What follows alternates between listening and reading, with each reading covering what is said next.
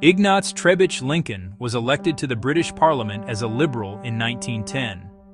He was a convicted fraudster within just a few months.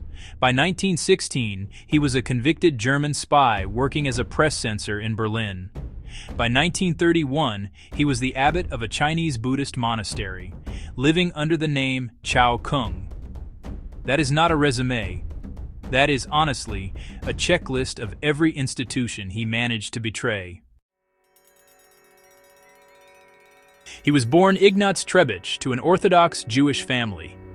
His father was a grain merchant. Young Ignaz wanted none of that life. He converted to Christianity. Then he studied for the ministry. Then he abandoned the ministry for acting. Then he abandoned acting for journalism. He landed in Montreal with no money, no plan, and a conviction that rules applied to other people.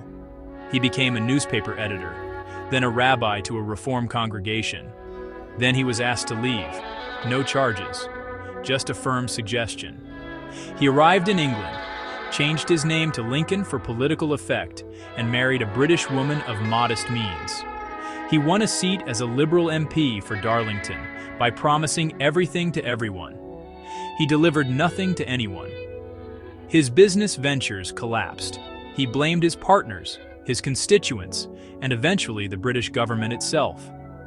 Within weeks of the war's start, he offered his services to the German embassy in neutral Holland. The asking price, £5,000. He was given a radio transmitter and ordered to report British naval movements from the Irish coast. British intelligence read his coded messages within hours. They were elementary, an amateur's work. They arrested him before his second transmission. He was sentenced to death, then commuted to life in prison, then pardoned on the condition that he leave Britain forever. He moved to Germany, immediately returned to espionage, and was arrested by French authorities in the occupied Rhineland. The French sentenced him to 10 years of forced labor. He served 11 months before bribing a guard with forged currency. Between 1921 and 1923, he crossed 11 borders without a valid passport. He claimed to be a journalist, a businessman, and a displaced war orphan. In Shanghai, he met a Buddhist master and converted on the spot, or so he told everyone. The monastery records are vague.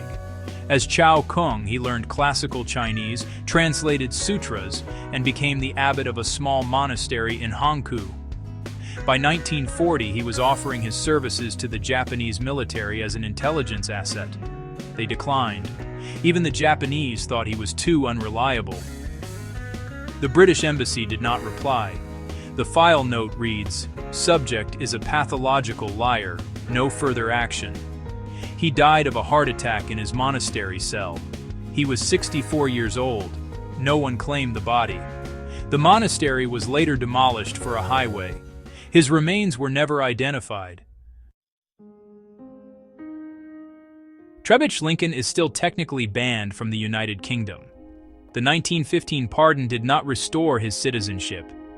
He is not a cautionary tale. He is a curiosity. He failed upward for 40 years without ever building anything real. The real lesson is for counterintelligence. Trebitsch-Lincoln had no ideology. That made him harder to understand than any fanatic.